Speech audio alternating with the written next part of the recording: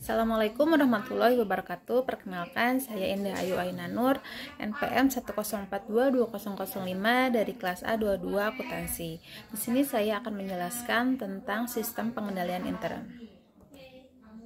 Definisi sistem pengendalian intern. Sistem pengendalian intern meliputi struktur, organisasi, metode, dan ukuran-ukuran yang dikoordinasikan untuk menjaga kekayaan organisasi, mengecek ketelitian, dan keandalan data akuntansi, mendorong efisiensi, dan mendorong dipenuhinya kebijakan manajemen.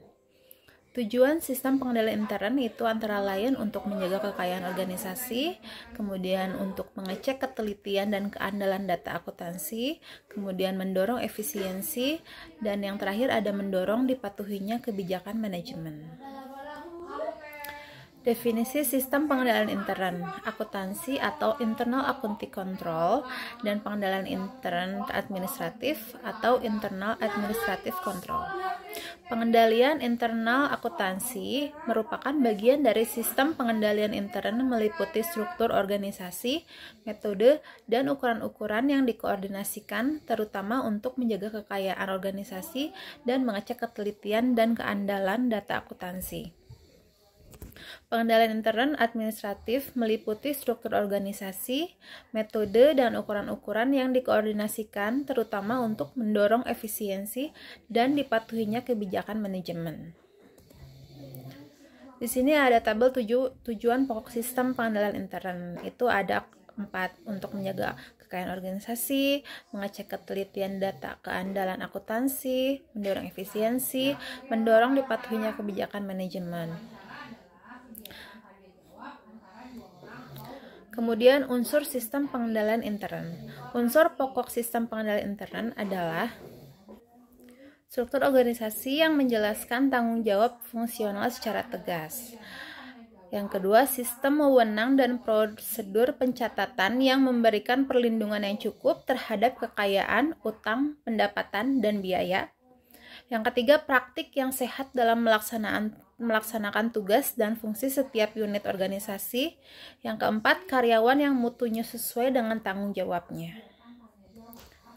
Kemudian di sini ada bagian alir sistem pembelian. Ada bagian gudang, bagian pembelian, dan bagian penerimaan. Untuk menjamin praktik yang sehat dalam melaksanakan transaksi pembelian, misalnya sistem pembelian disusun dengan dasar berikut ini. Yang pertama, transaksi pembelian harus dilaksanakan oleh beberapa fungsi yang bekerja secara independen, yaitu fungsi gudang, fungsi pembelian, fungsi penerimaan, dan fungsi akuntansi. Kemudian formulir-formulir. Surat permintaan pembelian, ada surat order pembelian, ada laporan penerimaan barang, dan bukti kas keluar dirancang bernomor urut tercetak. Kemudian secara periodik diadakan rekonsiliasi antara buku pembantu persediaan yang diselenggarakan oleh fungsi akuntansi dengan persediaan barang secara fisik di gudang. Di antara 4 unsur pokok pengendalian intern, unsur mutu karyawan merupakan sistem pengendalian intern yang paling penting. Untuk mendapatkan karyawan yang kompeten dan dapat dipercaya, berbagai cara berikut ini dapat ditempuh.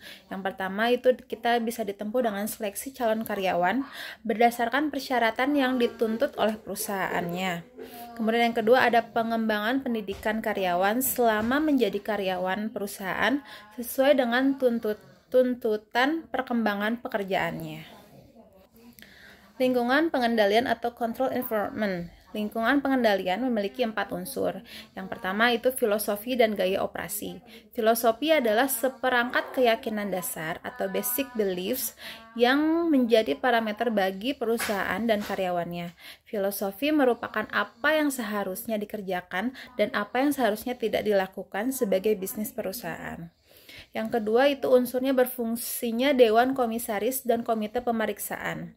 Dewan Komisaris adalah wakil pemegang saham dalam perusahaan berbadan hukum perseroan terbatas. Dewan ini berfungsi mengawasi pengelolaan perusahaan yang dilaksanakan oleh manajemen atau direksi.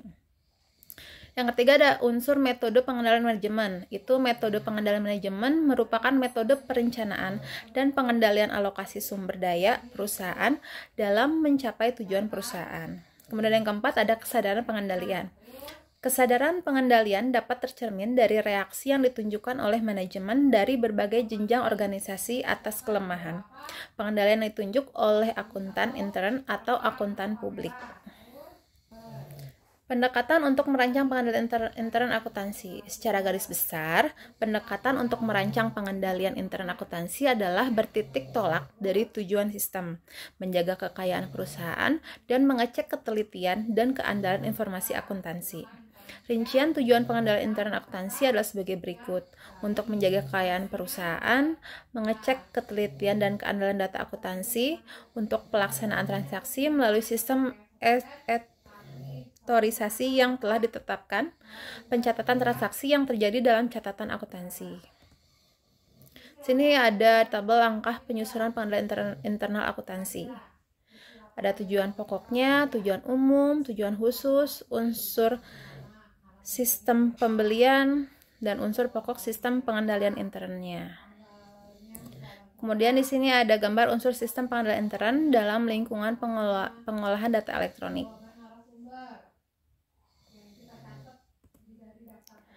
Pengendalian internal akuntansi, pengendalian umum atau general control. Unsur pengendalian umum meliputi organisasi, prosedur, dan standar untuk perubahan program, pengembangan sistem, dan pengoperasian fasilitas pengolahan data.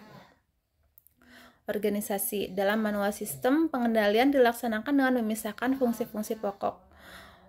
Itu operasi, penyimpanan, dan akuntansi. Dalam sistem komputer, program komputer dapat dirancang untuk membuat keputusan kapan persediaan harus dipesan dan sekaligus menerbitkan surat order pembelian yang dapat dikirim ke pemasok tertentu.